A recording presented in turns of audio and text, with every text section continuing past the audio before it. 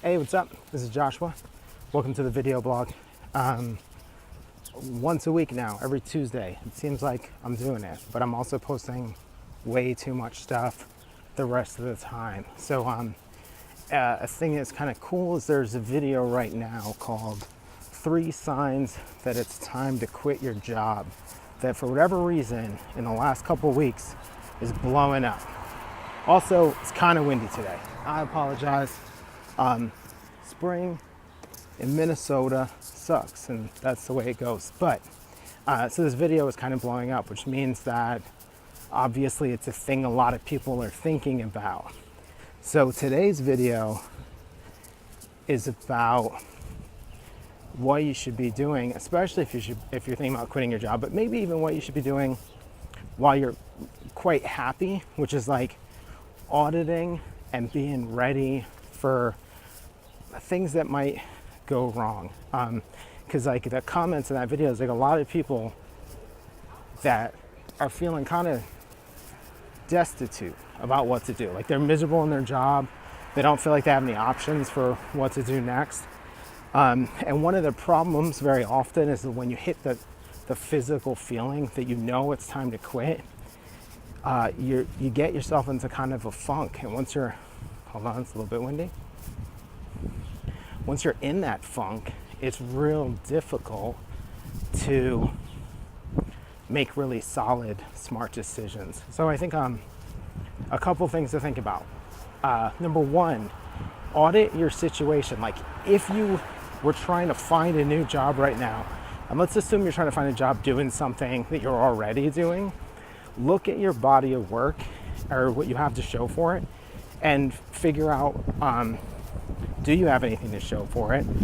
Oh man. Shit, this video is gonna need editing. We're gonna wait a second while this wind comes by because this sucks. Nobody wants to hear that.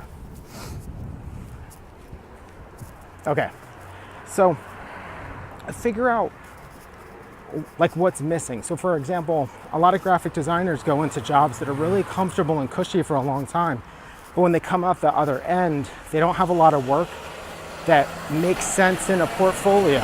And so you have this problem, which is that like you have work experience, which is important. And if you're a halfway decent person, you're gonna come out of that with some solid personal references. But do you have actual work? Or is all your work under confidentiality agreements? Or is all your work derived from other brands' IP?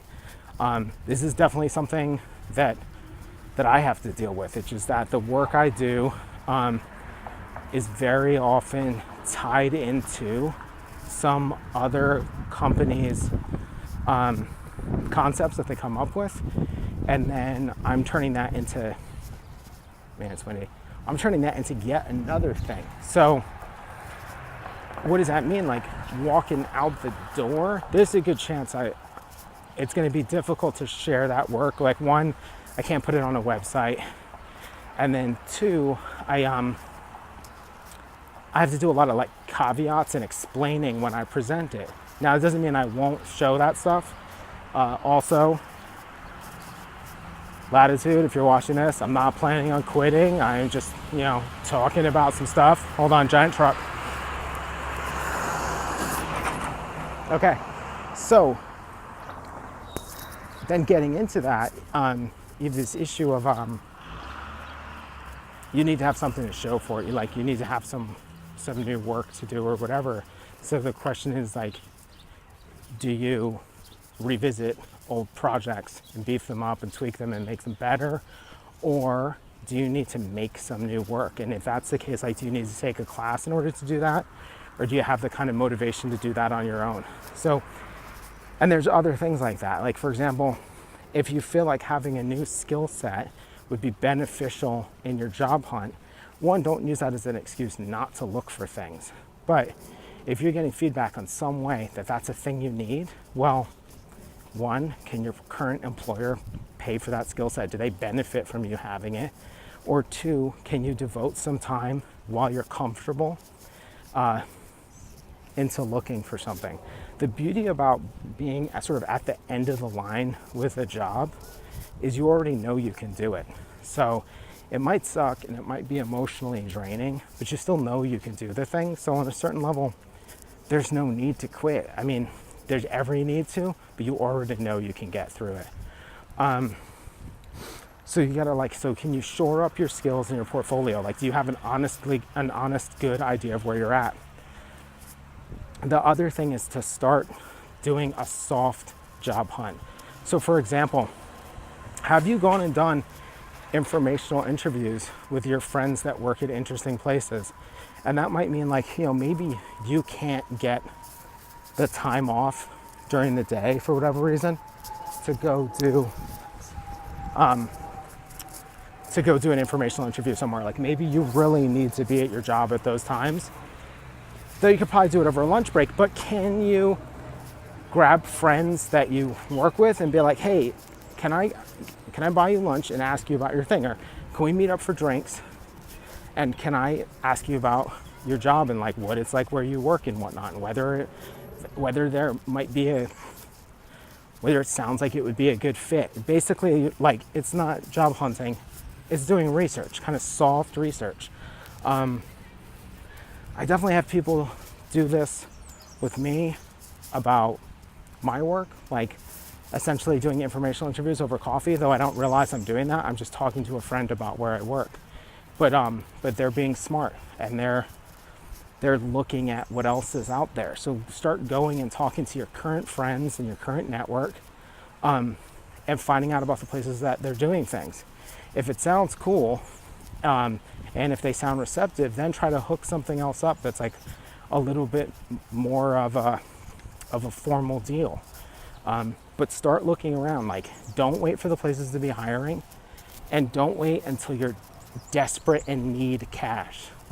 The whole problem with needing money is it always makes you make shitty, desperate decisions.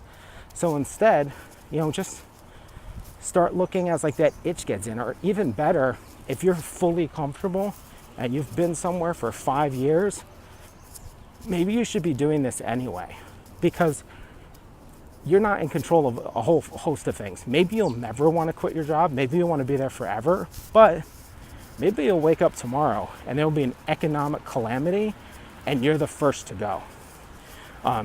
Because, money and business don't care about time served. They care about future value. And you may have run out of it. And that sounds kind of negative. And hold on. And I don't mean it to sound negative, but it's just it's just being realistic, right?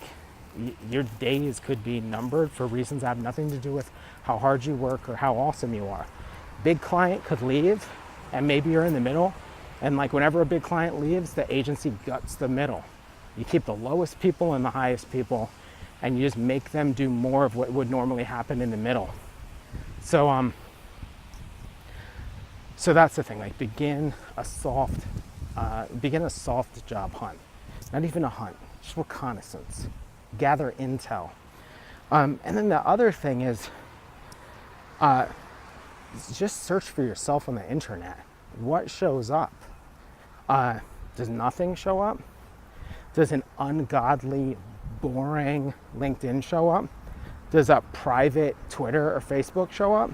I wouldn't tell anybody not to do what they think is necessary around privacy, but your social media is part of your resume, and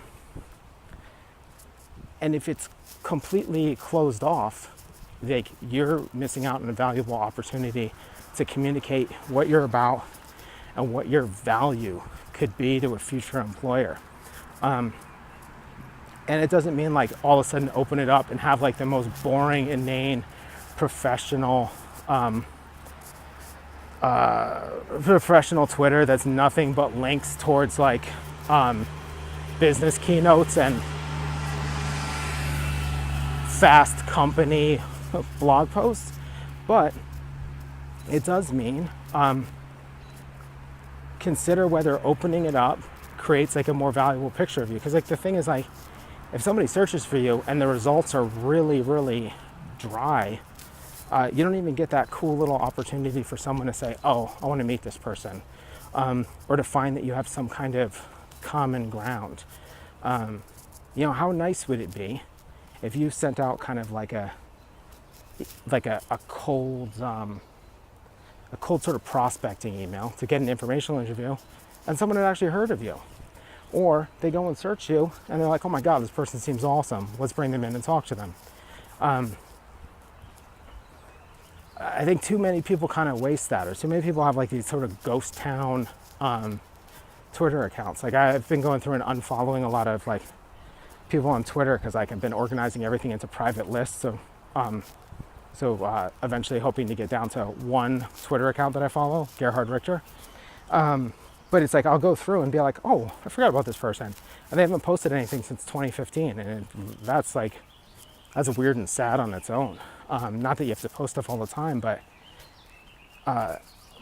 my inclination is largely to think, if I can't find you on these basic channels, I sort of feel like I probably can't find you anywhere.